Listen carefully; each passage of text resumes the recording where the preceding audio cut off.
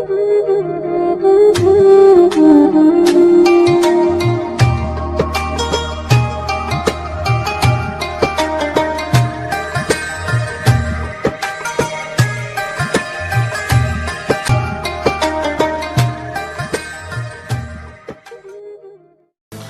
News में खबरनि update जो सिलसिलो जारी है। खबर शामिल कयूं पिया चंबड़ खां।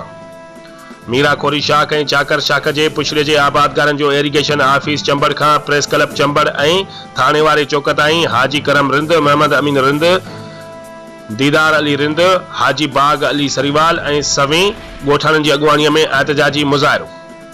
मीरा खोरी ऐं चाकर शाख जे पुछड़े जे आबादगारनि जो एहतजाजी मुज़ाहिरो rally main Tando Allahyar Tando Ghulam Ali road ते धरणो रोड ब्लॉक आबादगारनि साफ़िन सां ॻाल्हाईंदे चयो त चाकर शाख पुछड़ी ऐं मीरान खोरी शाख ते गरीब मिसकीन माण्हुनि जी ज़मीन कंहिंजी एकड़ कंहिंजी 2 एकड़ आहे। इरिगेशन अमलो हथरादू खोट करे असांजो पानी बंद करे वेठा आहिनि, जंहिंजे करे माण्हू माल पखी पखण उञ मरी रहिया आहिनि। बासर माण्हुनि लाइ राति जे वक़्तु कोर्ट खुली वञे थी, मगर असां ग़रीबनि जी केरु ॿुधण लाइ तयारु न आहे।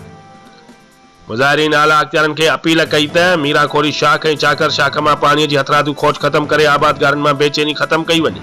रिपोर्ट करा रशीद अहमद अहमदानी, बे न्यूज़ चंबड़।